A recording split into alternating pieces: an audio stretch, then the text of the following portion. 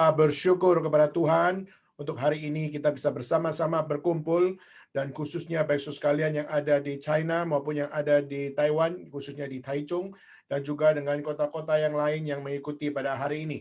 Kita sangat bersyukur kalau Tuhan di era pandemik ini masih menganugerahkan gereja Tuhan meskipun secara virtual, tetapi biarlah semuanya ini tetap menjadi satu berkat bagi kita semua, melihat kepedulian Tuhan atas kita semua di era pandemik ini untuk bagaimana hidup secara spiritual, hidup secara benar, hidup secara menyenangkan hati Tuhan, dan senantiasa kembali kepada pusat hidup yang sesungguhnya, yang sebenarnya, yaitu adalah Kristus. Dan kiranya Tuhan memakai gereja ini untuk senantiasa menjadi sumber firman yang senantiasa kita terima, dan kita juga dapat melihat bagaimana peranan gereja adalah di dalam manifestasi kerajaan Allah, adalah menyatakan kebenaran yang mendidik setiap kita untuk dapat melakukan apa yang benar di mata Tuhan.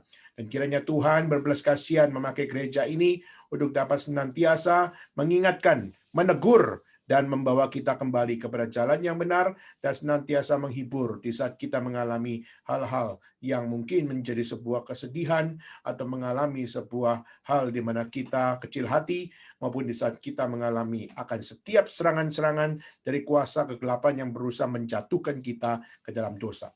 Kiranya Tuhan menyatakan kuasa-Nya melalui setiap kebenaran firman Tuhan untuk menuntun setiap kita semua. Dan kita percaya Tuhan adalah tiang awan dan tiang api bagi orang percaya, dan biarlah semuanya senantiasa dituntun di dalam kebenarannya. Maka saudara, kita akan bersama-sama akan melanjutkan di dalam eksposisi kitab Ester yang baru kita mulai minggu lalu, di mana kita akan bersama-sama untuk melihat pentingnya pemeliharaan Tuhan di dalam hidup manusia, dan khususnya dalam hidup yang paling sulit sekalipun. Namun kita dapat belajar melihat pemeliharaan Tuhan sungguh-sungguh ada. Dan mari kita bersama-sama akan memulai akan sesi yang kedua ini dengan mari kita bersama-sama membuka satu bagian kitab suci. Kita membuka pasal yang kedua dari kitab Ester. Mari kita membuka bersama-sama di dalam Ester pasal yang kedua. Kita membaca dari ayat yang pertama sampai ayat yang ke-23. Ester pasal yang kedua, ayat pertama sampai ayat yang ke-23. Dan mari kita bersama-sama dimanapun sudah berada, ikut bersama-sama membacakan akan ayat-ayat yang akan kita baca di dalam Ester pasal kedua, ayat pertama sampai ayat yang ke-23. Selamat menemukan, mari kita membaca bersama-sama. 1, 2, 3. Sesudah peristiwa-peristiwa ini, setelah kepanasan murka Raja Ahasiweros surut, terkenanglah baginda kepada Wasti dan yang dilakukannya, dan kepada yang diputuskan atasnya. Maka sembah para biduanda raja yang bertugas pada baginda, hendaklah orang mencari bagi raja gadis-gadis, yaitu anak-anak dara yang elok rupanya. Hendaklah raja menempatkan kuasa-kuasa di segenap daerah kerajaannya, supaya mereka mengumpulkan semua gadis anak-anak dara yang elok rupanya di dalam benteng Susan, di balai perempuan, di bawah penguasaan Hegai, sida-sida raja, penjaga para perempuan. Hendaklah diberikan wewangi-wangian kepada mereka, dan gadis yang terbaik pada pemandangan raja, baiklah ia menjadi ratu ganti Wasti. Hal itu dipandang baik oleh raja, dan dilakukanlah demikian. Pada waktu itu ada dalam benteng Susan seorang Yahudi yang bernama Mordekai bin Yair bin Simei bin Kis, seorang Benyamin, yang diangkut dari Yerusalem sebagai salah seorang buangan yang turut dengan Yekonia Raja Yehuda, sehingga ia diangkut ke dalam pembuangan oleh Raja Nebukadnezar, Raja Babel. Mordekai itu pengasuh Hadasa, yakni Ester, anak saudara ayahnya. Sebab anak itu tidak beribu bapa lagi, dan gadis itu elok perawakannya, cantik parasnya, dan ketika ibu bapanya mati, dia diangkat sebagai anak oleh Mordekai. Setelah titah dan undang-undang raja tersiar, dan banyak gadis dikumpulkan dalam benteng Susan, di bawah pengawasan Hegai, maka Ester pun dibawa masuk ke dalam istana raja, di bawah pengawasan Hegai, penjaga para perempuan. Maka gadis itu sangat baik, dan pemandangannya menimbulkan kasih sayangnya, sehingga Hegai segera memberikan wewangi-wangian dan pelapur kepadanya. Dan juga 7 orang dayang-dayang yang terpilih dari isi istana raja memindahkan dia dengan dayang-dayangnya ke bagian yang terbaik di dalam balai perempuan. Esther tidak memberitahukan kebangsaan dan asal-usulnya karena dilarang oleh Mordekai. Tiap-tiap hari berjalan-jalanlah Mordekai di depan pelataran balai perempuan itu untuk mengetahui bagaimana keadaan Esther dan apa yang akan berlaku atasnya. Tiap-tiap kali seorang gadis mendapat giliran untuk masuk menghadap Raja Ahasveros, dan sebelumnya dia dirawat menurut peraturan bagi para perempuan selama 12 bulan, sebab seluruh waktu itu digunakan untuk memakai wangi-wangian, 6 bulan untuk memakai minyak mur, 6 bulan lagi memakai minyak kasai, setelah lainnya wangi-wangian perempuan. Lalu gadis itu masuk menghadap raja, dan segala apa yang diminta harus diberikan kepadanya untuk dibawa masuk dari balai perempuan ke dalam istana raja. Dan pada waktu petang ia masuk, dan pada waktu pagi dia kembali. Tapi sekali itu dalam balai perempuan yang kedua di bawah pengawasan Sasgas, sida-sida raja, penjaga para kundik, ia tidak diperkenankan masuk lagi menghadap raja, kecuali jikalau raja berkenan kepadanya dan ia dipanggil dengan disebutkan namanya. Ketika Esther, anak Abihail, yakni saudara ayah Mordekai, yang mengangkat Esther sebagai anak, mendapat giliran untuk masuk menghadap raja, maka ia tidak mengendaki sesuatu apapun selain daripada yang dianjurkan oleh Hegai, sida-sida raja, penjaga para perempuan. Maka Esther dapat menimbulkan kasih sayang pada semua orang yang melihat dia, dan demikianlah Esther dibawa masuk menghadap Raja Ahasveros ke dalam istananya pada bulan yang ke-10, yaitu bulan Tebet, pada tahun yang ke-7 dalam pemerintahan Baginda. Maka Esther dikasihi oleh Baginda lebih daripada semua perempuan lain, dan ia beroleh kasih sayang dan Baginda lebih daripada semua anak darah yang lain. Sehingga Baginda mengenakan mahkota kerajaan ke atas kepalanya, mengangkat dia menjadi Ratu Ganti Wasti. Kemudian diadakanlah oleh Baginda suatu perjamuan bagi semua pembesar dan pegawainya, yakni perjamuan karena Esther dan Baginda menitahkan kebebasan pajak bagi daerah-daerah serta mengaruniakan anugerah sebagaimana layak bagi raja. Baik, saudara sekalian, sekian pembacaan akan firman Tuhan pada pagi hari ini, dan biarlah setiap kita semua yang sudah membacanya, kita melihat ini adalah bukan sekedar pembacaan satu novel atau pembacaan satu cerita, tapi ini adalah firman yang Tuhan mau nyatakan, dan Tuhan mau membawa kita melalui kitab ini untuk belajar tentang what is the meaning of providence. Apa yang menjadi arti dari apa yang namanya providensia atau pemeliharaan Tuhan. Dan sebelum kita masuk dalam khotbah pada pagi hari ini, mari kita memulainya dengan kita mengambil sikap berdoa. Bapa dalam surga, kami bersyukur kalau Tuhan adalah Allah yang baik. Di era pandemik ini tidak ada good news, karena apa yang menjadi good news sekalipun adalah good news yang begitu terbatas. Tapi kami percaya Tuhan, Engkau adalah satu-satunya good news yang sejati. Engkau adalah satu-satunya kabar baik yang sejati. Karena kabar baik yang sejati yang Kau berikan tidak dapat dipalsukan oleh siapapun, tidak dapat dikopi oleh siapapun, dan tidak dapat diplagiat oleh siapapun. Karena hanya Engkaulah satu-satunya, the one and only, yang memberikan semuanya itu di dalam kesempurnaan. Dan tolonglah kami ya Tuhan, anak-anak-Mu yang penuh dengan keterbatasan ini, agar setiap kami senantiasa di dalam Tuhan, Engkau yang terus menyegarkan kami, sehingga kami yang penuh dengan gundah gulana, kami yang penuh dengan begitu banyak problem di dalam hidup kami senantiasa dapat melihat pengharapan di dalam Tuhan yang terus memelihara kami di dalam hari-hari kami. Dan kami berdoa kiranya Tuhan, kami terus dikoreksi oleh Tuhan, sehingga kami dapat hidup lebih benar di hadapan Tuhan, supaya kami hidup lebih menyenangkan hati Tuhan, dan kami hidup lebih untuk membawa nama-Mu menjadi nama yang sungguh-sungguh harum, sungguh-sungguh mulia dimanapun kami berada. Tolonglah hamba-Mu yang akan menyampaikan kebenaran firman Tuhan pada pagi hari ini, dan biarlah Engkau sendiri yang bertahta di atas mimbar ini untuk menyatakan kebenaran, sehingga setiap kami taat kepada kebenaran-Mu, dan setiap kami dapat menjalani segala sesuatu di dalam campur tangan Tuhan, di dalam pemeliharaan Tuhan. Terima kasih ya Tuhan, inilah doa kami. Di dalam nama Yesus Kristus, kami berdoa dan kami mengucap syukur. Amin. So sekalian, kita minggu lalu sudah membahas tentang bagaimana sejarah mencatat 2 kali setidaknya Yahudi hendak dipunahkan dari muka bumi. Dan yang pertama adalah kisah ini, yaitu kita melihat dari kisah Esther, di mana kita melihat bagaimana dendam pribadi dari seorang bernama Haman. Di mana seorang bernama Haman ini, dia adalah orang Agag, di mana dia adalah orang yang sangat benci dengan orang Yahudi. Kenapa dia benci dengan orang Yahudi? Karena dia melihat ada satu orang namanya Mordekai, di mana kita melihat melalui Mordekai, kita melihat Ahasiveros sangat menyayangi akan bangsa Yahudi.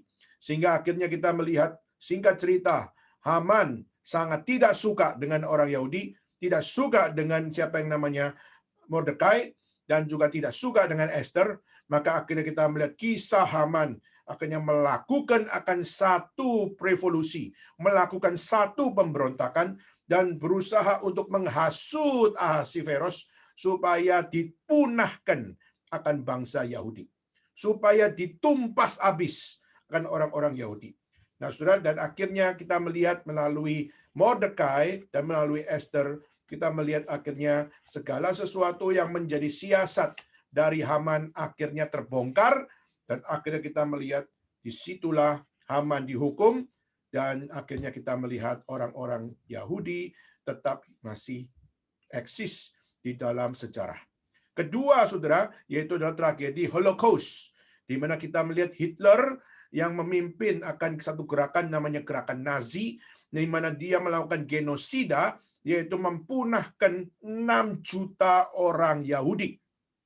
Kita melihat dia seorang diri, tapi dia mempunahkan 6 juta orang Yahudi, di mana 1 juta anak kecil, 2 juta wanita, dan 3 juta laki-laki. Nah, saudara, setiap apa yang dilakukan oleh Hitler adalah sesuatu yang sangat kejam luar biasa dan sangat-sangat tidak berperi kemanusiaan. Dan kita akhirnya melihat orang-orang Yahudi dilarang membaca Torah, dilarang membaca akan Perjanjian Lama. Dan termasuk yang menjadi larangan dari Hitler adalah tidak boleh baca kitab Esther. Kenapa tidak boleh baca kitab Esther? Karena di dalam kitab Esther menceritakan bagaimana Haman yang mau menghancurkan Mordekai, orang kafir yang mau menghancurkan orang Yahudi, dan akhirnya kita melihat Tuhan menolong Yahudi, Tuhan menolong Israel, Tuhan menolong orang-orang percaya melalui Esther, di mana melalui Esther orang jahat dihukum dan orang benar ditolong Tuhan. Nah, saudara, dan Hitler tahu ini bahaya luar biasa kalau dibaca oleh orang-orang khususnya Yahudi. Kenapa? Karena mereka bisa dapat inspirasi dan mereka bisa memperoleh iman yang dilipat gandakan dan mereka bisa melakukan akan satu pemberontakan untuk melawan Hitler. Maka itulah kenapa Hitler tidak memperbolehkan mereka untuk membaca kitab Esther, dan mereka justru diperlakukan dengan sangat-sangat sadis, dengan mereka dikerja paksa sampai mati, mereka bahkan juga diracun di dalam kamp konsentrasi, maupun mereka ditembak massal dengan melalui perburuan di hutan, dan mereka diperlakukan dengan sangat-sangat sadis. Nah, saudara, inilah yang menjadi satu hal konteks di dalam kitab Esther, dan minggu lalu kita sudah membahas bagaimana kita melihat konteks dari Raja Ahasiveros. Nah, saudara, kenapa kita percaya bahwa melalui kehadiran Raja Ahasiveros di dalam kehidupan orang Israel, atau khususnya orang Yahudi, sungguh-sungguh memberikan satu pengertian tentang pemeliharaan Tuhan. Saudara, kita percaya di dalam kitab suci, di mana waktu bangsa pilihan Tuhan ini, mereka berada di dalam penjajahan Babylonian, kita melihat bagaimana pemerintah Babylonian begitu banyak melakukan hal-hal yang merusak culture mereka. Kita melihat nama mereka diganti, kita melihat bagaimana budaya mereka diganti, kita melihat bagaimana segala sesuatu yang menjadi kebiasaan-kebiasaan secara tradisional diganti, dan akhirnya kita melihat segala sesuatunya menjadi sesuatu yang sangat-sangat tidak lagi sesuai dengan iman kepercayaan. Tetapi kita melihat akhirnya Babylonian diserang oleh satu kerajaan, yaitu namanya kerajaan Persia. Dan kerajaan Persia ini kita melihat Raja Ahasiveros adalah raja yang begitu luar biasa secara militer, begitu harum namanya, dan juga di dalam sejarah untuk dia menjadi seorang raja, itu diakui oleh seantero jagat. Nah, saudara, Raja Ahasveros adalah seorang raja yang menguasai 3 benua dan menguasai 127 provinsi. Dari Persia, kita melihat ada satu raja yang begitu luar biasa, di mana menguasai 3 benua, menguasai akan 127 provinsi. Nah, kita bisa bayangkan, dia adalah raja yang memiliki teritorial yang luas, dia punya kuasa yang begitu besar, dan dia memiliki akan satu hal, yaitu posisi yang begitu solid. Nah, pasal yang pertama kita sudah membahas bagaimana mereka sampai berpesta itu di dalam hari-hari yang penuh dengan bahagia, ratusan hari untuk merayakan kesenangan mereka. Maka ratusan hari mereka merayakan kesenangan mereka, lalu ditambah lagi dengan 7 hari di dalam mereka merayakan akan sukacita mereka. Nah, kemarin kita sudah membahas khususnya Raja Ahasveros berpesta, tapi tanpa ratunya. Rupanya ratunya juga bikin pesta sendiri di tempat kediamannya sendiri. Dan waktu itu akhirnya, singkat cerita, Raja Ahasveros mengundang untuk Ratu Wasti, yaitu adalah ratunya. Ayo datang ke tempat saya akan tunjukkan kepada tamu-tamu saya betapa cantiknya permaisuriku. Aku akan tunjukkan kepada mereka betapa aku adalah raja yang beruntung dan raja yang sungguh-sungguh memiliki akan satu kebanggaan. Tetapi sudah singkat cerita kita melihat Ratu Wasti mengatakan, tidak, saya tidak mau pergi, saya tidak mau mengunjungi suamiku, saya tidak mau mengunjungi rajaku. Sudah, kita bisa perkirakan bahwa 2 orang ini adalah 2 orang yang mengikuti pesta pora, yang dengan maksimal mereka mengumbarkan akan sukacita mereka, dan ada satu catatan yang menyatakan bahwa kemungkinan terbesar mereka berada dalam mabuk berat yang luar biasa. Jadi Raja Ahasveros mabuk berat dan meminta untuk Ratu Wasti datang. Ratu Wasti juga pesta pora dengan perempuan-perempuan dan mabuk berat, dan waktu mendengar akan apa yang dikatakan oleh raja, berani berkata, saya tidak mau untuk apa? Pergi menemui raja. Dan waktu akhirnya Raja Ahasveros dengar statement itu, langsung dia marah. Lalu dia tanya kepada pembesar-pembesar, apa yang harus saya lakukan? Dan akhirnya semua pembesar mengatakan, ini kurang ajar. Ini bukan untuk melakukan satu hal tidak menghargai raja, tapi tidak menghargai kami sebagai pembesar-pembesar, dan tidak menghargai pemimpin. Maka harus dihukum. Dan akhirnya saudara, Raja Ahasveros akhirnya mengatakan, oke, kalau demikian, maka Ratu Wasti bukan lagi ratu. Maka dia menurunkan derajat Ratu Wasti. Ratu Wasti tidak boleh masuk ke dalam teritorial dari kerajaan, dan mengusir Ratu Wasti, dan tidak memperbolehkan untuk dia menggunakan otoritasnya sebagai ratu lagi. Nah, saudara, maka di situ penghukuman diberikan. Kenapa? Karena jika dia tidak dididik, tidak dihukum, maka dia bisa menjadi virus. Untuk apa?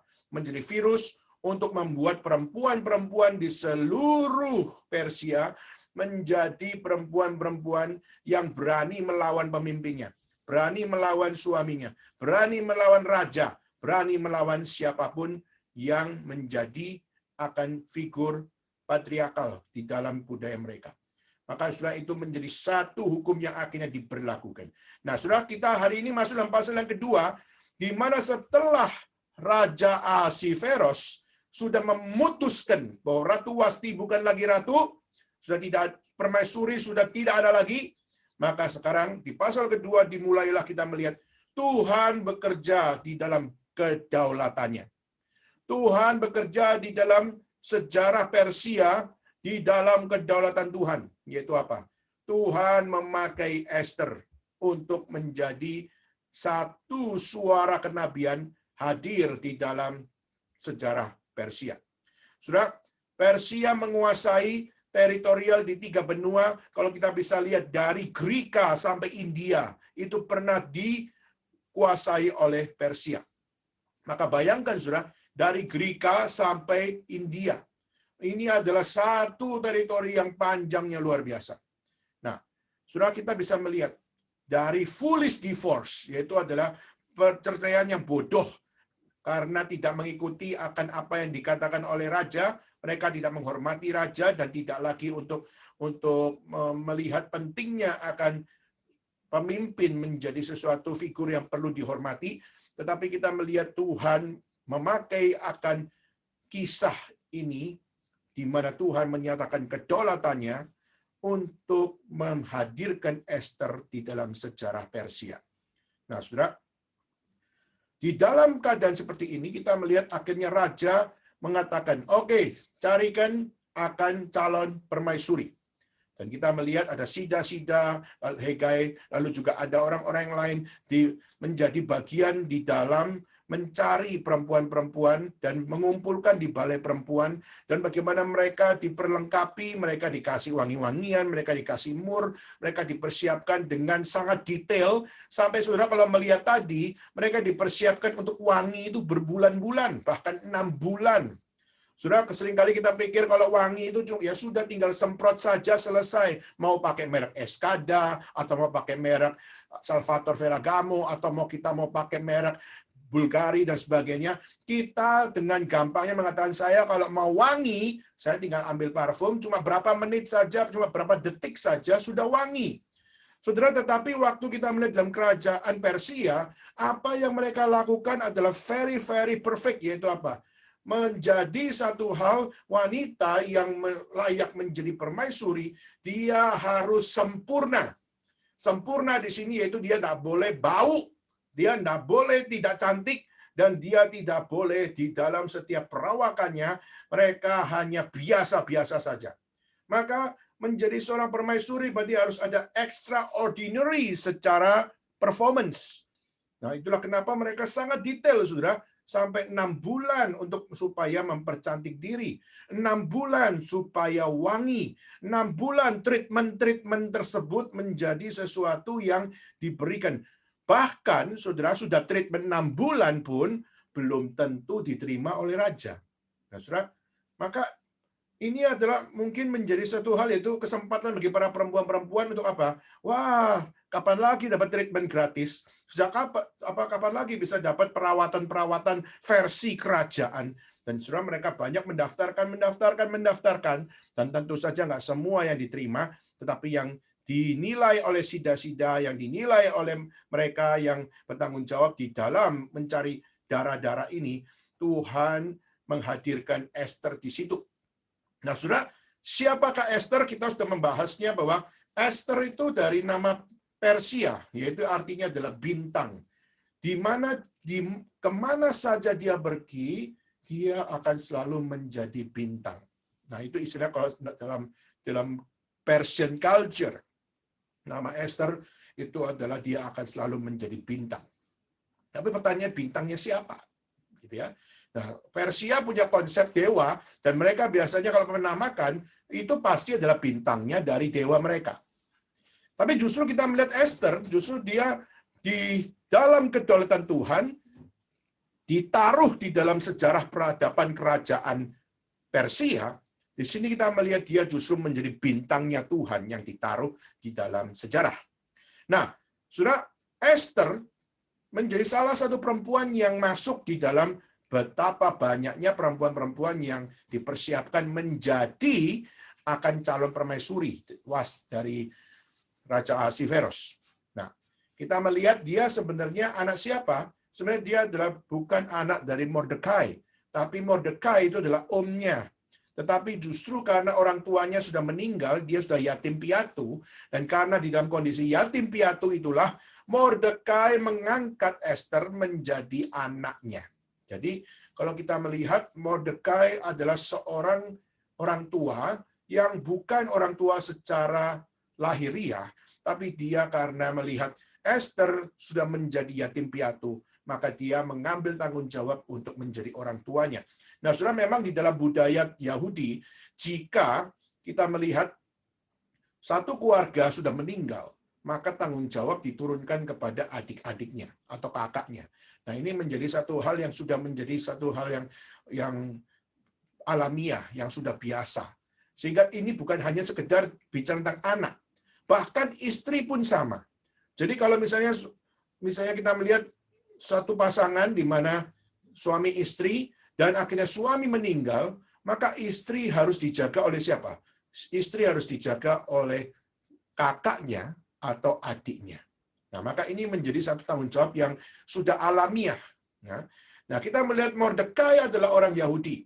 Dan kita melihat dia adalah orang yang sudah melayani raja, khususnya di dalam pemerintahan Nebukadnezar, Babylonian. Dan kita melihat bagaimana dia mendampingi Raja Yehuda waktu itu. Nah, kita melihat bagaimana Mordekai adalah orang yang secara pangkat atau secara relasi kerajaan Yehuda, dia adalah orang yang punya tempat. Tapi karena dia menjadi bagian dari apa yang namanya penjajahan dari Babylonian, maka di situ Mordekai adalah orang yang biasa. Dan kita melihat setelah Babylonian dikalahkan oleh Persia dan akhirnya Persia menguasai teritorial, maka saudara di sini kita Mordekai apalagi sudah tidak terlalu dianggap lagi. Nah, saudara, di dalam keadaan seperti ini, akhirnya Mordekai dan Esther terlibat di dalam sejarah Persia. Kenapa? Pertama adalah karena Esther didaftarkan untuk menjadi calon permaisuri. Dan kita melihat Mordekai, dia sangat peduli dengan anak ini, dia sangat mengharapkan anak ini bisa dipakai Tuhan, dan berharap anak ini, khususnya namanya Esther, bisa untuk menjadi seorang yang memiliki nasib hidup yang lebih baik. Secara naluri orang tua, secara naluri sebagai yang menjaga anak tersebut, dia pasti punya harapan bahwa anaknya bisa memiliki kehidupan yang lebih baik. Nah, saudara, akhirnya Esther mendaftarkan menjadi calon permaisuri. Saudara, kalau kita mau pikir, apa sih kelebihan orang Yahudi dibandingkan dengan perempuan-perempuan yang lain? Saudara, coba kita dipikir dengan lebih general. Raja Ahasveros itu rajanya 3 benua. Dan dia juga adalah raja bagi 127 provinsi. Dari Greece sampai India. Saya ingin tanya, perempuan cantik di Greece banyak nggak? Banyak. Sampai India, banyak nggak perempuan cantik? Banyak. Sudah, maka perempuan cantik ada di mana-mana. Dan bahkan kita melihat di Greece pun, kalau saudara lihat, banyak wanita-wanita cantik di foto-foto. Saudara India, saudara juga melihat bagaimana mereka campuran antara Asia dengan muka bule, dan akhirnya kita melihat bagaimana mereka juga memiliki perawakan yang luar biasa cantik. India sampai Greece, saudara. Maka pilihan dari Raja Ahasveros itu banyak, bukan banyak lagi, banyak banget akan pilihan. Nah, maka untuk memilih sebenarnya kalau kita melihat apa kelebihan dari bangsa yang namanya Yahudi. Yahudi cuma bangsa kecil. Bandingin India, bandingin Greece itu punya warisan budaya, warisan sejarah yang luar biasa. Dibandingkan dengan Yahudi, apa itu Yahudi? Maka saudara, kalau kita melihat Esther bisa menjadi the chosen one, ini bukan sembarangan.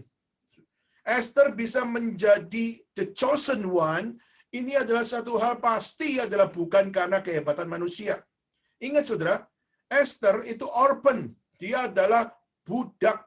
Dia adalah minoritas. Dia bukanlah yang memiliki akan satu hal kelebihan di dalam hidupnya.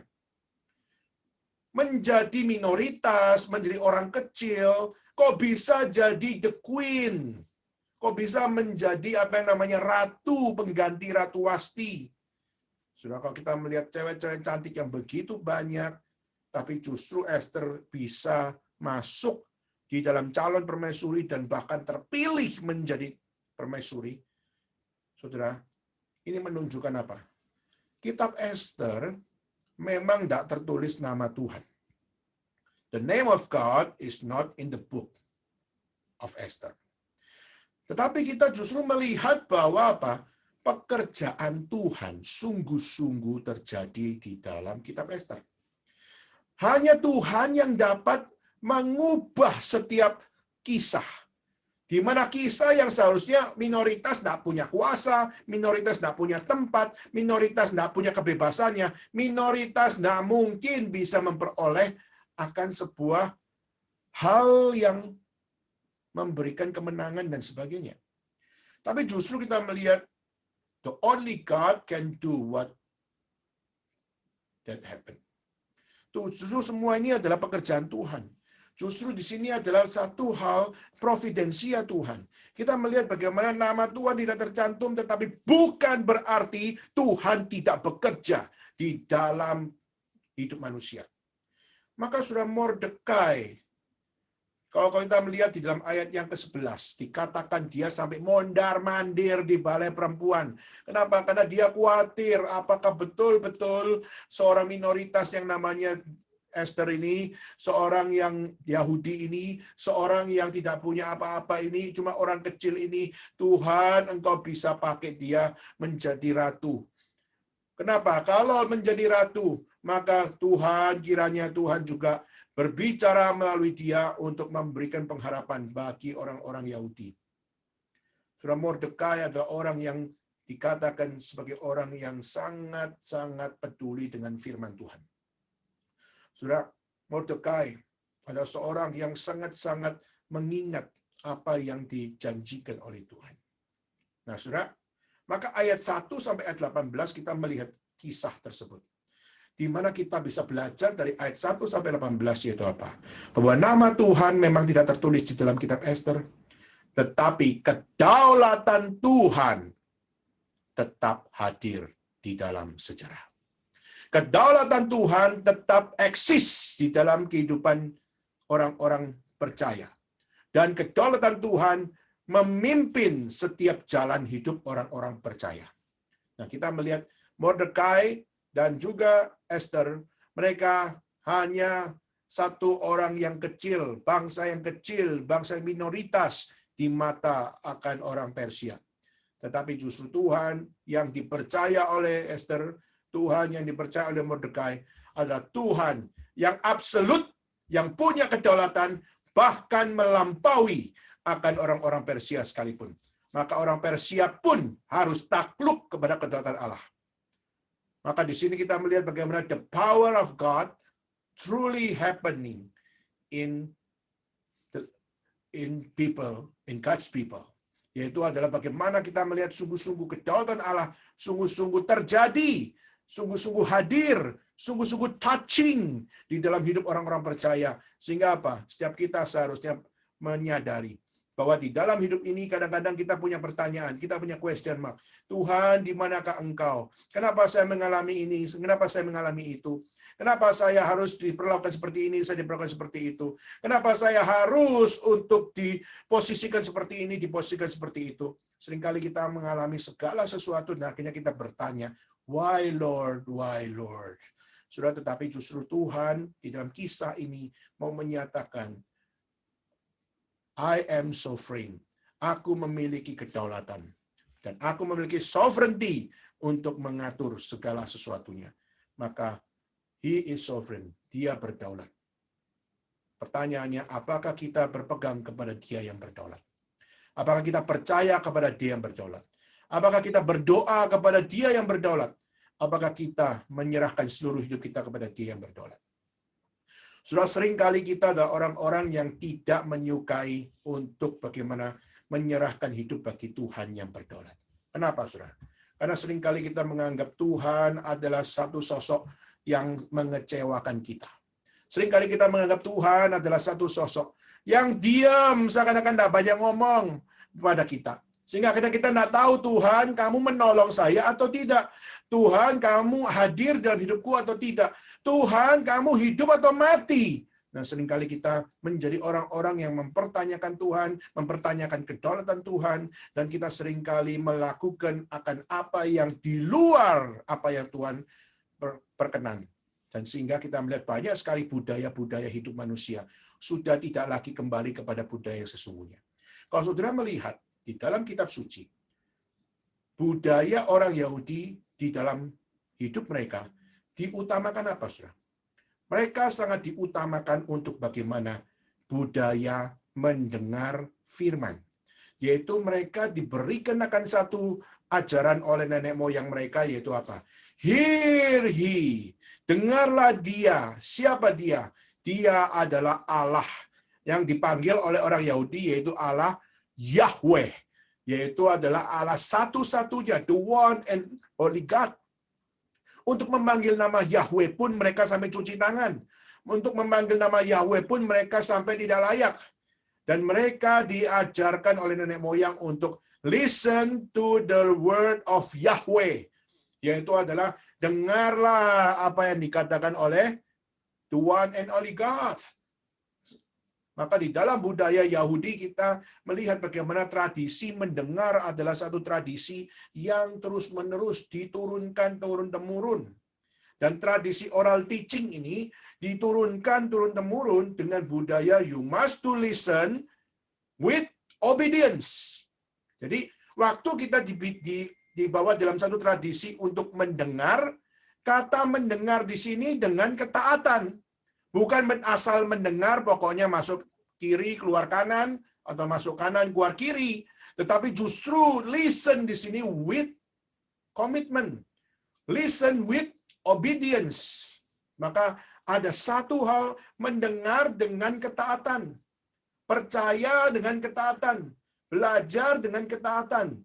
Maka di situ tidak ada diskusi yang terlalu banyak, sudah tidak ada satu hal bagaimana mereka mendasarkan segala sesuatu dari apa yang namanya perdebatan dan sebagainya. Tetapi mereka mendengar kisah Allah, mereka mendengar kisah Tuhan, mereka mendengar apa yang dikerjakan Tuhan di dalam sejarah orang Israel dan orang Yehuda dan sebagainya. Dan mereka listen to the word of God with obedience.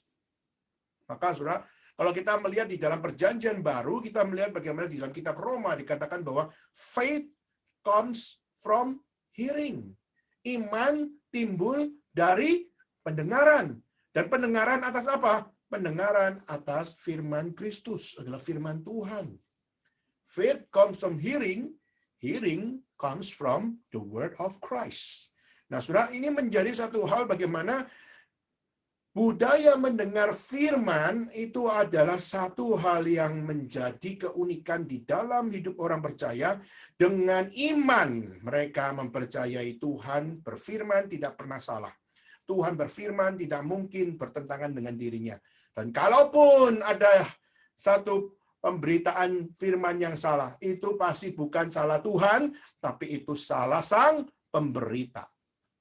Ya. Maka saudara, ini menjadi kenapa di dalam budaya Yahudi konsep ketuhanan mereka adalah absolut. Dan keabsolutan pada konsep Tuhan Allah yang dipercaya oleh orang-orang Yahudi, mereka menerima dan mendengarnya di dalam konteks with obedience. Ya. Jadi sekali lagi mereka mendengar with obedience, yaitu mendengar dengan ketaatan mutlak. Jadi hari ini kalau kita melihat yang terjadi dalam dunia ini adalah krisis mendengar firman dengan ketaatan mutlak. Hari ini kita melihat yang terjadi di dalam sejarah manusia adalah kita melihat manusia sudah tidak mau lagi dengar firman Tuhan yang mutlak dari Allah. Mereka sudah tidak mau lagi taat kepada firman Tuhan yang mutlak dari Allah. Mereka sudah tidak mau lagi untuk dengan setia memperjuangkan apa yang mutlak dari Allah. Sekarang manusia sudah menjadi orang-orang yang tidak mau taat kepada firman Tuhan. Tidak mau taat kepada kebenaran Tuhan. Tidak mau taat dengan apa yang absolut dinyatakan oleh Tuhan. Kita bisa lihat itu di dalam sejarah manusia, saudara. Saya akan coba memberikan satu hal, yaitu apa? Coba lihat apa yang terjadi di dalam sejarah Eropa. Sejarah Eropa itu sangat dipengaruhi oleh satu revolusi yang namanya Revolusi Prancis. Nah, saudara, Eropa, Revolusi Prancis sangat menekankan apa, saudara? Mereka sangat menekankan apa namanya solidaritas. Mereka menekankan equality. kesamaan, persamaan gender, persamaan derajat, persamaan ras, dan sebagainya. Dan kita melihat revolusi Prancis itu menjadi satu revolusi yang meneriakkan liberté, meneriakkan egalite, dan meneriakkan fraternité. Itu apa, saudara? Menekankan liberty, menekankan equality, menekankan fraternity. Dan itu menjadi suara pekikan dari revolusi Prancis. Yaitu apa? Untuk sama-sama kita berteriak merdeka, maka semua harus merdeka, tidak peduli kamu adalah kulit hitam, kulit putih, engkau adalah aristokrat maupun kamu adalah rakyat jelata, kamu harus merdeka. Lalu juga dikatakan bahwa apa? Engkau dan saya adalah equal, laki-laki dan perempuan sama. Maka siapa bilang hanya laki-laki yang harus jadi pemimpin? No, perempuan pun bisa jadi pemimpin. Maka akhirnya kita melihat konsep feminitas itu sangat-sangat solid, sangat-sangat kelihatannya begitu keras suaranya. Itu bukan dari Amerika, tapi justru adalah dari Eropa. Kita melihat bagaimana apa yang dipekikkan, fraternity, solidaritas. Jadi, hei kamu refugees, silakan masuk. Hei kamu orang-orang yang beragama lain, silakan masuk. Kamu yang punya budaya-budaya yang lain, silakan masuk. Jadi, tolerance menjadi sesuatu yang sangat-sangat muncul di dalam budaya Prancis. Nah, saudara, maka kalau saudara melihat hari ini di Prancis, saudara akan melihat bagaimana ekualitas itu menjadi sesuatu yang sangat-sangat menjadi identitas bagi Prancis, sehingga hari ini kalau sudah melihat orang Prancis banyak dari mereka sudah bercampur aduk, sehingga kita melihat bagaimana ada orang-orang yang beragama Muslim sudah mengalami peningkatan luar biasa, orang yang Buddhis bisa mengalami peningkatan luar biasa dan diperlakukan sama seperti gereja Tuhan yang ada di sana. Nah, saudara, di satu sisi kita melihat revolusi Prancis meneriakkan akan apa yang namanya satu hal persamaan hak, persamaan gender, persamaan toleransi terhadap semuanya. Dan secara manusia, kita akan melihat bagaimana itu baik, memperlakukan semua manusia dengan persamaan hak, persamaan ras, persamaan gender, dan semuanya. Sebenarnya kalau kita bisa katakan Alkitab pun membaca konsep equality juga dengan satu hal memperlakukan manusia, tidak peduli laki-laki dan perempuan itu sama. Memperlakukan orang kerajaan dengan orang rakyat jelata itu sama. Itu mereka semua adalah anak-anak Tuhan. Mereka adalah ciptaan Tuhan. Sebenarnya kalau kita bisa mengatakan, Alkitab juga bicara equality. Revolusi Prancis juga bicara equality. Tapi pertanyaannya, what kind of standard behind that? Apa yang menjadi standar di belakang kata liberté, égalité, fraternité? Apa yang menjadi satu motivasi di balik revolusi Prancis punya slogan itu? Apakah sesuai dengan firman Tuhan? Apakah sesuai dengan apa yang Tuhan ajarkan? Atau justru menjadi sesuatu yang melawan Tuhan? Nah, justru kita melihat konsep solidaritas, konsep equality yang ada di dalam revolusi Prancis, justru adalah satu revolusi yang mau menggulingkan keabsolutan Tuhan. Di mana Tuhan dengan absolut mengatakan bahwa dunia ini adalah milik Tuhan. Lalu Adam diciptakan dan Hawa diciptakan, dan Adam adalah pemimpin, dan wanita Hawa adalah penolong. Dan Tuhan menetapkan itu di dalam kedaulatannya. Dan menyatakan bahwa di dalam pernikahan harus adalah laki-laki dengan perempuan. Bukan laki-laki dengan laki-laki, bukan perempuan dengan perempuan. Tetapi segala sesuatunya harus menurut apa yang dinyatakan oleh Tuhan. Nah, saudara, tetapi yang justru kita melihat revolusi Prancis menjadi satu semangat liberté, égalité, fraternité, justru kita melihat adalah melawan apa yang difirmankan oleh Tuhan. Yang terjadi adalah mereka melakukan kegilaan hak asasi manusia yang luar biasa. Akhirnya kita melihat di dalam sejarah, khususnya sejarah Eropa atau sejarah Prancis, kita melihat rakyat jelata berani potong kepala rajanya. Kita melihat bagaimana waktu mereka memberontak, lalu mereka bisa menemukan kepala raja, lalu akhirnya mereka bisa potong kepala raja. Mereka dengan bangganya membawa kepala tersebut keliling kota dan mengatakan, ini kepala raja, aku telah memotong kepalanya. Menganggap dirinya seperti Daud yang memotong kepala Goliat. Dan akhirnya menyatakan bahwa aristokrat harus hancur. Kenapa? Karena rakyat juga punya kuasa yang equal. Nah, saudara, kita melihat itu menjadi sesuatu yang terjadi di dalam sejarah di mana keabsolutan Tuhan, di mana apa yang namanya satu hal kedaulatan Tuhan sudah tidak disukai oleh manusia. Kalau kita melihat Amerika, ada kemiripan, tetapi justru kita melihat Prancis punya semangat solidaritas luar biasa, ekualitas luar biasa, liberty luar biasa. Nah, kalau kita melihat Amerika, mereka tidak berbicara tentang equality. Ya, meskipun betul kita melihat bagaimana mereka memberikan satu ruang kepada semua untuk bisa melakukan apa yang mereka mau, tetapi saudara, kalau kita melihat equality tetap menjadi sesuatu yang tidak equal mereka lakukan. Tetapi yang mereka lakukan itu apa? Amerika meneriakkan freedom. Ya, jadi Amerika lebih menekankan bukan solidaritas, karena kita melihat Amerika pun masih rasis, saudara, masih rasis terhadap orang-orang Indian asli. Kita melihat bagaimana orang-orang Amerika masih juga rasis terhadap Asian. Ya, kita melihat rasisme masih ada di dalam kehidupan orang Amerika. Kenapa? Karena di dalam budaya Amerika there is no equality. Meskipun kita bilang bahwa kulit hitam, kulit putih sudah terselesaikan, tetapi kita melihat itu bukan masalah yang sudah terselesaikan forever happens. Tidak. Itu adalah satu hal di mana kulit hitam, kulit putih adalah problem yang mungkin terselesaikan dalam satu dekade, tetapi belum menjadi sesuatu yang secara eternal. Mungkin secara temporary problem dari kulit hitam dan kulit putih sudah terselesaikan, tapi itu bukan isu yang eternal.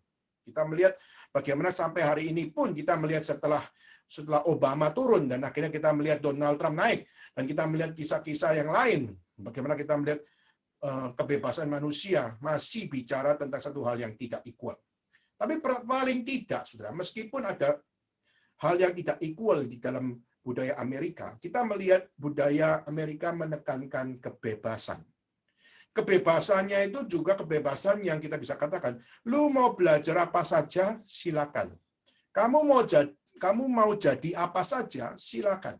Kamu mau jadi homo, silakan. Kamu mau jadi Kristen, silakan. Kamu mau jadi orang-orang yang melawan Tuhan, silakan. Kamu jadi orang yang cinta Tuhan, silakan. Kamu mau jadi apa, silakan. Kami akan hormati kamu. You are free. Kamu bebas. Tapi tentu saja ada bayarannya, yaitu apa? Tidak equal, non equal di dalam kehidupan orang-orang Amerika.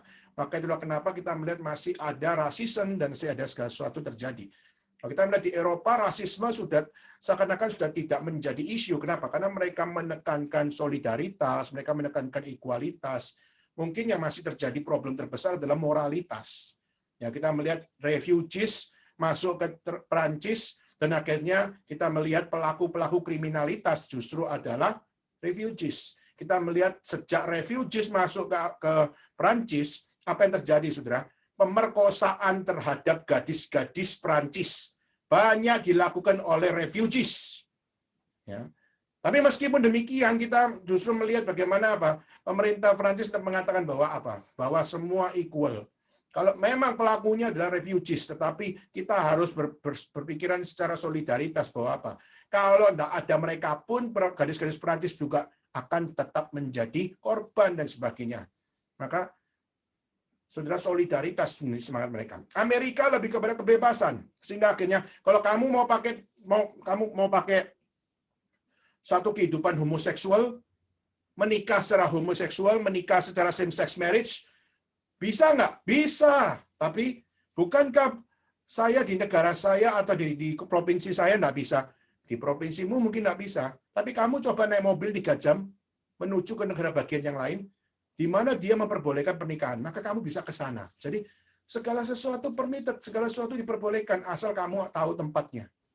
Nah, sudah, kamu mau berganjaria, oh silakan. Tapi ganjaria ada teritorialnya. Teritorialnya adalah di dekat-dekat Meksiko situ. Maka kalau kamu mau, ya kamu nikmati di sana. Jangan di kota utama. Jangan di New York. Kalau di New York, kamu pasti akan ditangkap. Tapi kalau kamu di pinggiran Meksiko situ, maka kamu mungkin bisa. Nah, sudah kadang-kadang kita melihat ini adalah sesuatu hal kebebasan. Segala sesuatu permitted. Baterainya. Permitted. Maka segala sesuatu permitted, maka asal ada tempat-tempatnya. Nah, saudara, itu yang dilakukan oleh Amerika. Jadi Amerika menyatakan kebebasan dan dia menaruh tempat-tempatnya. Prostitusi juga mereka juga menaruh tempatnya dan sebagainya. Nah, saudara, maka itu yang terjadi. Jadi kalau di Amerika dengan Eropa itu beda banget semangatnya. Meskipun yang satu bicara freedom, tapi yang satu bicara tentang satu hal with solidaritas.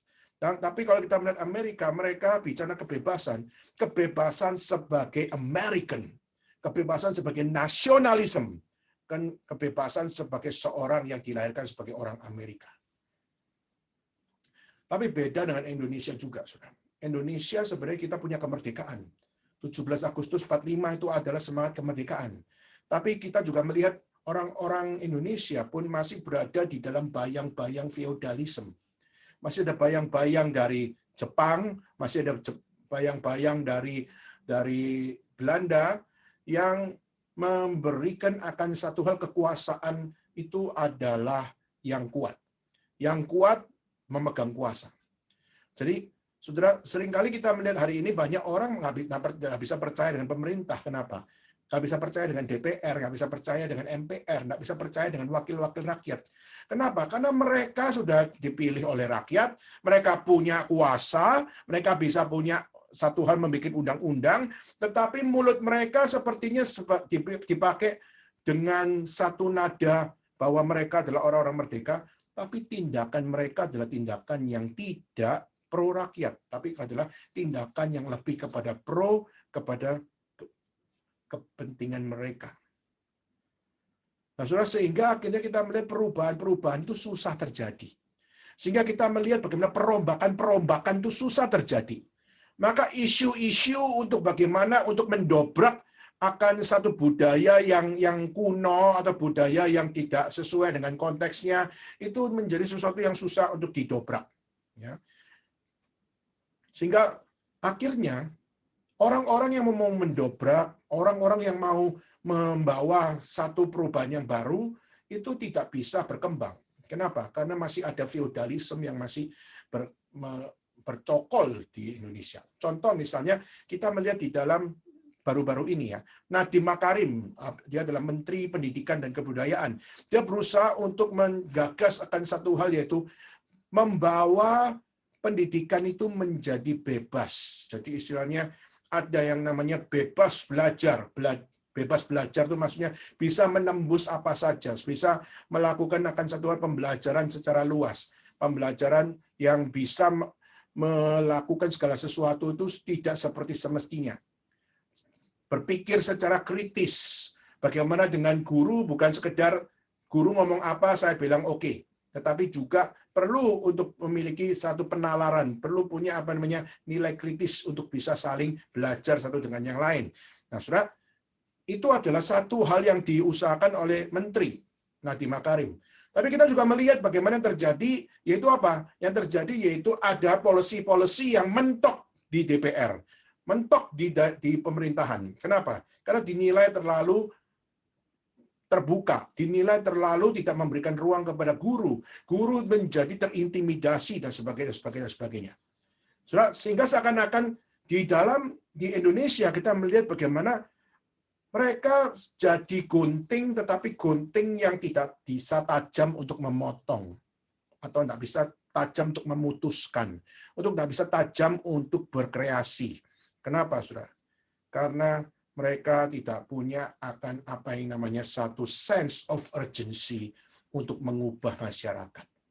Mereka tidak mau memiliki sense of urgency untuk bagaimana mengubah semangat masyarakat. Saudara, tentu saja ini sesuatu hal yang perlu studi, saudara, untuk kita bisa melihat bagaimana sense of urgency ini. Nah, saya beberapa hari ini banyak sekali mengikuti talk show pendidikan, saudara. Dan salah satu yang saya ikuti adalah yaitu bagaimana setiap kita itu kalau serius untuk memperjuangkan sesuatu, maka kita akan menjadi orang yang rela di dalam mendobrak segala sesuatu untuk apa? Untuk demi masyarakat. Jadi, saudara, contohnya begini. Contohnya kalau kita melihat kenapa pahlawan-pahlawan Indonesia, khususnya pahlawan-pahlawan di zaman kemerdekaan, mereka itu bisa punya satu semangat luar biasa. Ya. Kenapa mereka bisa punya semangat yang luar biasa? Dan mereka sangat urgent, mereka punya sesuatu yang mereka perjuangkan, dan yang mereka perjuangkan itu betul-betul mereka sampai mati pun mereka rela. Ya. Jadi kita melihat seperti Jenderal Sudirman, lalu kita melihat seperti Soekarno, kita melihat seperti Sultan Syair, seperti Muhammad Hatta. Mereka adalah guru, tapi mereka guru yang jadi pejuang. Guru yang jadi satu hal membawa kemerdekaan itu menjadi sesuatu yang harus terjadi dan sebagainya. Jadi ada sense of urgency di situ. Ada, kalau kita pakai istilah yang lebih ekstrim, adalah memiliki semangat crusade, memiliki satu semangat, yaitu apa? Memiliki satu semangat yaitu sampai rela mati demi supaya mengubah bangsa. Dan punya semangat crusade untuk rela supaya terjadi perubahan di Indonesia. Jadi mereka punya hope, mereka punya pengharapan. Nah, saudara, waktu saya baca ini, saya terus terang tersentak hati. Seringkali kita mengerjakan segala sesuatu itu hanya berdasarkan profesi. Ya, jadi kita mungkin, ya saya profesinya businessman, maka saya businessman. Karena saya profesinya adalah pendeta, maka saya pendeta. Saya profesinya cuma adalah dosen, maka saya dosen. Kita hanya seringkali membaca segala sesuatu dalam hidup kita itu cuma secara vokasi, tapi kita tidak punya sense of urgency. Saya jadi businessman itu mau mengubah apa? Apa yang salah pada dunia bisnis? Kalau dunia bisnis isinya corruption, apakah saya layak ditempatkan Tuhan di situ hanya untuk berkorupsi ria sebagai orang percaya? Maka kalau saya punya sense of urgency, saya sebagai seorang businessman, dan saya ditempatkan di dunia bisnis yang full of corruption di situ, gimana saya harus menyadari peranan saya sebagai anak Tuhan, saya harus punya sense of urgency. Bukan sekedar secara vokasi, saya punya profesi, tapi saya harus punya satu dedikasi. Dan dedikasi itu must be the crusade. Haruslah adalah satu hal, aku mau mengubah budayaku. Budaya yang nggak beres harus dirubah. Budaya nggak benar harus dirubah. Budaya yang tidak sesuai dengan apa yang benar harus dirubah. Nah, saudara, semangat crusade seperti itu. Waktu mengikuti talk show pendidikan, mereka mengatakan pejuang-pejuang kita melakukan crusade supaya apa? Supaya pendidikan bisa menikmati kemerdekaan dan bangsa Indonesia mengalami perubahan. Dan itu adalah satu semangat crusade yang luar biasa. Nah, kenapa saya singgung itu, saudara? Karena kita melihat Tuhan memberikan kepada Esther, Tuhan memberikan kepada Mordekai akan satu kesempatan di dalam kedaulatannya. Nah, pertanyaannya, Esther jadi ratu nanti, jadi ratunya Ahasveros, dia jadi ratu yang cuma secara vokasi, yang cuma secara profesi, atau dia menjadi ratu di dalam apa yang namanya crusade. Itu adalah dia memperjuangkan sampai mati untuk satu hal yang Tuhan percayakan. Apakah Mordekai ada seorang yang menerima di dalam kedaulatan Tuhan satu sense of urgency untuk apa? Untuk belajar menaati apa yang Tuhan firmankan, menaati apa yang Tuhan persiapkan. Atau dia hanya secara vokasi, atau dia hanya secara profesi menjadi orang yang terlibat di dalam sejarah. Saudara, kita percaya di dalam ayat 1-18, the sovereignty of God at works. Dilihat oleh Esther, dilihat oleh Mordekai. Dan kita percaya hari ini kita pun melihat Tuhan namanya tidak tertulis di kitab, tetapi pekerjaan Tuhan hadir di dalam sejarah Persia.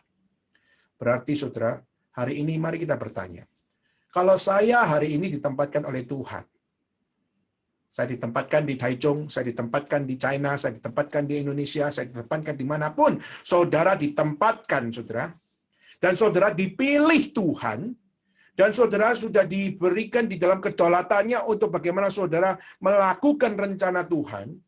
Pertanyaannya, apakah saudara menjadi pelaku rencana Tuhan hanya secara vokasi, hanya secara profesi, atau saudara menjadi pelaku akan rencana Tuhan with the sense of urgency, with the sense of crusade. Itu apa? Sampai mati aku harus melakukan yang terbaik itu. Maka saudara, ini ayat 1 sampai 18 menunjukkan satu kisah tentang kedaulatan Allah memimpin hidup orang percaya. Nah, saudara, bagaimana saudara dan saya hari ini, engkau dimanapun engkau berada, apakah engkau melihat Tuhan menempatkan engkau? Apakah Tuhan sungguh-sungguh adalah Tuhan yang berdaulat atas hidup kamu, dan kau sudah melihatnya dengan sungguh? Kenapa harus ada di Taichung? Kenapa nggak kota yang lain? Kenapa harus di China, bukan di kota yang lain? Kenapa harus di Indonesia, bukan di kota yang lain? Saudara, segala sesuatu yang Tuhan percayakan dalam hidup kita, saudara pahami, bukan dengan sekedar with the sense of profession. Mari engkau doa kepada Tuhan, Tuhan, apa yang Tuhan mau saya kerjakan? Saya mau memberikan dedikasi hidupku bagi Tuhan. Sampai mati pun aku mau mengerjakan apa yang Tuhan daulatkan. Dan berikan kepekaan Tuhan supaya saya bisa melihat. Saudara, Mordekai dan Esther di dalam rencana Tuhan, dan kita melihat dalam rencana Tuhan, mereka pun mengalami kesulitan. Tapi meskipun mereka mengalami kesulitan, Tuhan tidak lepas tangan. Tuhan menjaga mereka. Maka bagaimana saudara dan saya? Kalau Esther, Mordekai yang setia kepada Tuhan, Tuhan tidak lepaskan. Meskipun tetap menghadapi kesulitan. Tapi Tuhan tidak melepaskan mereka. Apakah Tuhan akan melepaskan kamu? Apakah Tuhan akan meninggalkan engkau? Saudara, kalau Tuhan saja bisa menjaga Esther dan Mordekai, Tuhan pun bisa menjaga engkau. Kedua, saudara, kita lihat ayat 19 sampai ayat 23.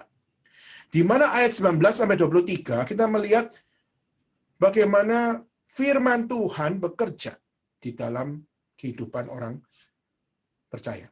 Jadi bukan sekedar kedaulatan Tuhan yang bekerja, tapi juga firman Tuhan sungguh-sungguh bekerja. Nah, di dalam ayat 19 sampai 23 kita melihat bagaimana Mordekai melihat percakapan dua orang yang membuat plot untuk membunuh raja.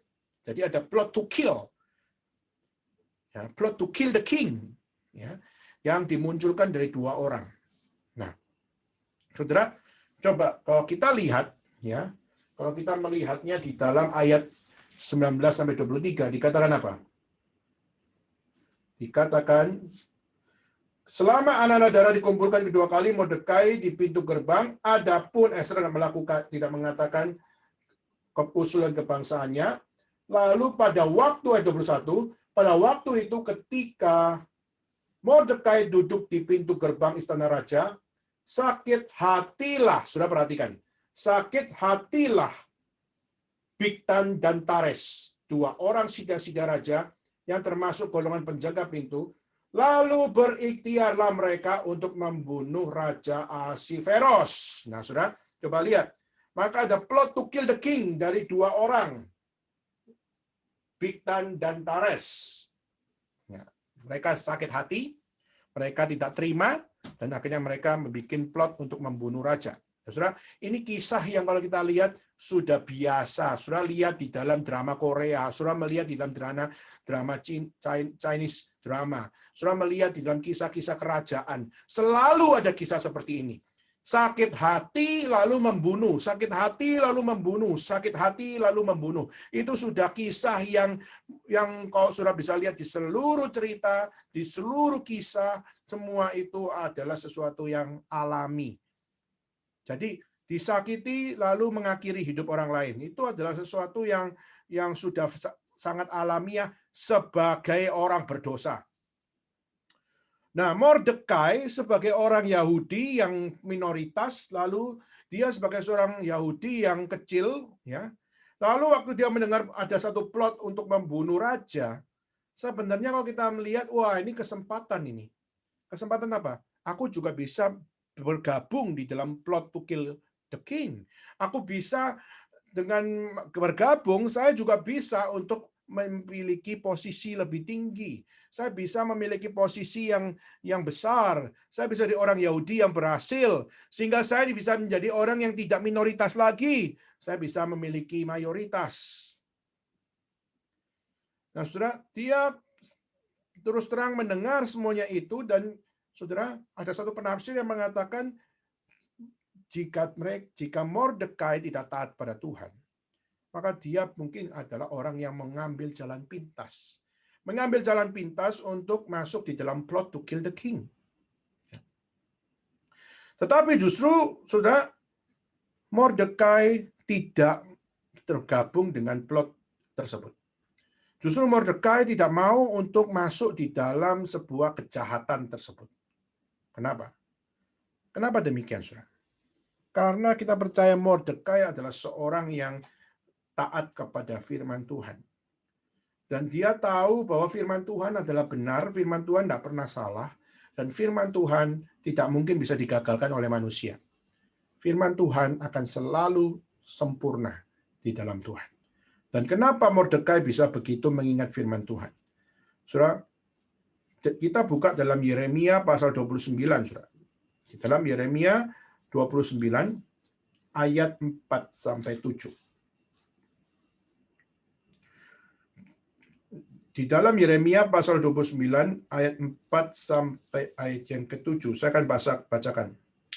Beginilah firman Tuhan semesta alam Allah Israel kepada semua orang buangan yang diangkut ke dalam pembuangan dari Yerusalem ke Babel. Dirikanlah rumah untuk kamu diami, buatlah kebun untuk kamu nikmati hasil, ambillah istri untuk memperanakan anak laki-laki dan perempuan, ambillah istri bagi anakmu laki-laki dan carikanlah suami bagi anakmu perempuan, supaya mereka melahirkan anak laki-laki dan perempuan, agar di sana kamu bertambah banyak dan jangan berkurang. Usahakanlah kesejahteraan kota kemana kamu aku buang, dan berdoalah untuk kota itu kepada Tuhan, sebab kesejahteraan adalah kesejahteraanmu. Sungguh demikian firman Tuhan semesta alam, jangan kamu diperdaya oleh nabi-nabimu yang ada di tengah-tengah kamu, dan juru tenungmu jangan kamu dengarkan mimpi yang mereka mimpikan, sebab mereka bernubuat palsu kepadamu demi namaku, aku tidak mengutus mereka. Demikian firman Tuhan. Saudara, saya mau poinkan di dalam ayat yang ke-7. Usahakan kesejahteraan kota kemana kamu, apa saudara? Aku buang. Jadi Mordekai tahu bahwa saya dibuang di dalam peradaban Babilonian, lalu saya akhirnya juga dari orang buangan di dalam peradaban Persia, yang sebelumnya Raja Nebukadnezar, sekarang adalah Ahasveros. Dan Alkitab mengatakan apa? Usahakan kesejahteraan kota kemana aku buang. Berdoa untuk kota itu kepada Tuhan, sebab kesejahteraannya adalah kesejahteraanmu. Surah ayat ini kira-kira menunjukkan apa, saudara? Raja Ahasveros adalah raja, dan waktu kita melihat ada dua orang yang sakit hati, lalu punya plot untuk menjatuhkan akan Raja Ahasveros, bahkan mau membunuh Raja Ahasveros. Lalu firman Tuhan berkata apa? Usahakan kesejahteraan. Lalu bukan cuma usahakan kesejahteraan, tapi apa? Berdoalah bagi kota itu. Kesejahteraannya adalah kesejahteraanmu. Maka saudara, Mordekai mengingat firman Tuhan. Yeremia pernah berkata, bagaimana mungkin orang Yahudi di tanah perbudakan, dia justru menjadi orang yang melawan Babilonian. Bagaimana mungkin orang Yahudi justru melawan Persia? Saudara, Mordekai adalah orang Yahudi yang taat firman. Dan dia menaati firman. Dan akhirnya saudara, apa yang dilakukan? Dia melaporkan kepada Esther. Di mana Esther akhirnya diterima jadi istri dari siapa yang namanya Raja Ahasveros. Akhirnya Esther dijadikan akan pengganti dari Ratu Vasti. Dan juga dia menceritakan kepada Esther, dia menunjukkan plotnya kepada Esther, di mana dia menyatakan bahwa apa? Aku harus memikirkan kesejahteraan dari Persia. Aku harus berbagian untuk apa? Untuk mengusahakan kesejahteraan Persia. Kenapa? Bukan karena dia budaknya Persia. Bukan karena dia adalah cari muka sama Raja Ahasveros. Tapi karena dia taat sama Tuhan. Tuhan berfirman apa? Meskipun di akal kita seharusnya memberontak, seharusnya hancurkan Persia, hancurkan Babylonian. Tapi Mordekai justru taat sama firman. Usahakan kesejahteraan, doakan kota itu, dan engkau biarlah kesejahteraanmu adalah kesejahteraan mereka. Kesejahteraan mereka adalah kesejahteraanmu. Maka dia menghormati Allah, menghormati firman Tuhan, dan obedience dia adalah untuk menaati Tuhan. Saudara, kadang-kadang kita merasa Tuhan kok bertolak belakang dengan kemauanku sih? Kok bertolak belakang dengan apa yang saya harapkan sih? Seringkali kita melihat bagaimana segala sesuatu seakan-akan bertentangan dengan hidup kita. Tapi saudara, Tuhan menggenapi semuanya dengan memberikan kepada kita satu hal, yaitu apa? Yaitu dia memberikan yang terbaik untuk menanggung semuanya. Yang mungkin kita tidak ngerti kenapa semua terjadi, tapi akhirnya semua Tuhan jelaskan di dalam penggenapan Tuhan, yaitu apa? Di dalam Yesus Kristus. Maka Kristus datang ke dalam dunia menggenapi satu hal keselamatan, di mana Tuhan mau menyatakan, memang Babylonian penuh kuasa, memang Persia penuh kuasa, tapi jangan lupa, aku lebih berkuasa, dan aku bisa menolongmu, tapi bukan menolongmu secara fisik itu yang terpenting, tapi menolongmu supaya kamu bisa bertobat dan kamu bisa menerima Mesias sebagai juru selamat, dan engkau dibebaskan oleh Tuhan dosamu. Itu dikenapi di dalam pribadi Yesus Kristus. Maka jika saudara hari ini kita memiliki ibadah kepada Tuhan, kita memiliki akan satu hal, kita percaya kepada Tuhan, bahkan kita mempercayai kedaulatan Tuhan, meskipun dalam kehidupan kita seakan-akan ini sesuatu yang tidak cocok dengan apa yang saya inginkan, tetapi Tuhan menyatakannya di dalam rencana Tuhan yang begitu indah, di dalam kedaulatannya. Maka when you worship like that, you are imitating Christ. Ketika kita mempercayai kedaulatan Tuhan dengan begitu solidnya, saudara sedang belajar meneladani Kristus. Kenapa? Karena Kristus, dia Allah yang rela datang dalam dunia menjadi manusia, dan bahkan dia harus menderita. Dan Kristus pun sampai berkata, kalau mungkin cawan ini lewat daripadaku, tapi bukan kehendakku yang jadi, tapi kehendakmu yang jadi. Maka Kristus pun menyatakan kedaulatan Tuhan itu adalah utama. Not my will be done, but your will be done. Maka, saudara, percaya kepada kedaulatan Tuhan, percaya pada pemeliharaan Tuhan, itu adalah sungguh-sungguh adalah teladan Kristus. Dan Tuhan menyatakan ini kepada kita, belajar dari Esther, belajar Mordekai, dan melihat kepada penggenapan Kristus, menunjukkan bahwa kedaulatan Allah adalah sesuatu yang absolut, dan kita perlu belajar untuk apa? Belajar untuk menerimanya dan meneladani Kristus dengan taat sampai akhir. Memang dunia kita sangat meneriakan solidaritas, ekualitas, liberty. Untuk apa? Untuk bebas. Mungkin kita diberikan akan satu hal, yaitu kamu bisa mencari apa yang kamu mau. Mungkin kita bisa diperbudak oleh siapapun. Tapi saudara, segala sesuatu dinyatakannya itu apa? God is sovereign. Dia berdaulat. Dan di dalam kehidupan manusia ada plot to kill. Ada kesusahan, ada satu hal pekerjaan setan. Ada satu hal kisah-kisah yang memiliki akan konspirasi-konspirasi. Yang kadang-kadang kita melihat konspirasi-konspirasi itu begitu merusak, begitu jahat. Tapi jangan lupa, saudara. Di dalam konspirasi manusia yang begitu jahat, ada konspirasi ilahi yang hadir dalam hidup manusia. Dan konspirasi yang ilahi itu bukan konspirasi yang merusak diri Allah. Tapi konspirasi ilahi itu datang adalah untuk apa? Membawa kebenaran adalah kebenaran. Membawa kedaulatan adalah kedaulatan. Segala sesuatu kembali kepada tempatnya. Dan semua yang beroleh pengharapan hanyalah pada saat mereka hanya kembali kepada sumber. Nah, saudara, hari ini kita akan tutup dengan satu hal. Bagaimana kita semua di dalam era COVID, di era pandemik ini, masihkah engkau percaya kedaulatan Tuhan? Masihkah engkau percaya akan setiap apa yang terjadi ini adalah campur tangan Tuhan untuk memberikan kepada kita pembelajaran survive with obedience to God. Kita hidup tetapi dengan satu hal, ketaatan mutlak kepada Tuhan. Atau jangan-jangan kita survive, tetapi kita with disobedience to God. Saudara, mari kita bersama-sama kembali kepada jalan yang benar. Mari kita kembali kepada apa yang Tuhan nyatakan dan meneladani seperti Kristus meneladani apa yang Allah nyatakan. Kita pun belajar seperti Kristus meneladani firman, taat sampai akhir. Maukah saudara menghidupi semuanya ini? Belajar dari Esther, belajar dari Mordekai.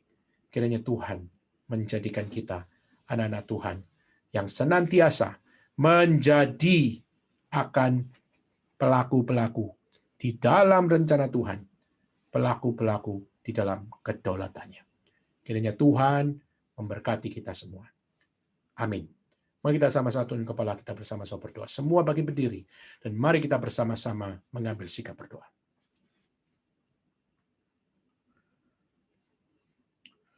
Bapa dalam surga, kami berterima kasih kalau Tuhan begitu penuh hikmat bijaksana mendidik kami.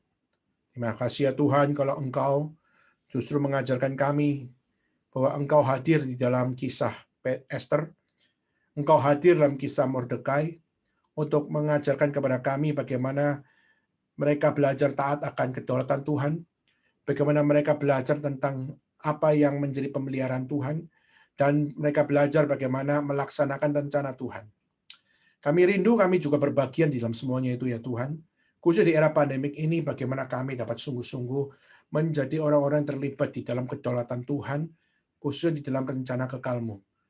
Kami rindu, kami punya kerohanian yang sungguh-sungguh di-maintain di dalam pertolongan Tuhan. Kami rindu, kami sungguh-sungguh punya sebuah kerohanian yang sungguh di dalam penyertaan Engkau. Tolonglah kami ya Tuhan, karena kami tahu iblis tidak tinggal diam untuk berusaha menjatuhkan kami. Kami melihat begitu banyak anak-anak Tuhan yang berjatuhan satu demi satu, karena mereka tidak aware, karena mereka tidak melihat bagaimana Tuhan adalah sungguh-sungguh harapan mereka. Tuhan, kami mohon bila kami bukan menjadi the next orang-orang yang jatuh dalam dosa. Tuhan tolong kami, supaya kami senantiasa bisa belajar, senantiasa bergantung kepada Tuhan di dalam hari-hari kami. Karena kami percaya hari-hari kami ada kejahatan iblis yang berusaha menjatuhkan setiap orang-orang percaya. Inilah doa kami ya Tuhan, tolonglah kami yang seringkali kurang beriman ini. Biarlah firman-Mu senantiasa mengetuk hati kami, mengoreksi kami, dan membawa kami kembali kepada jalan yang benar di dalam Engkau. Terima kasih Tuhan, inilah doa seru kami yang kami serahkan. Di dalam nama Yesus Kristus, kami bersama-sama berdoa dan mengucap syukur. Amin.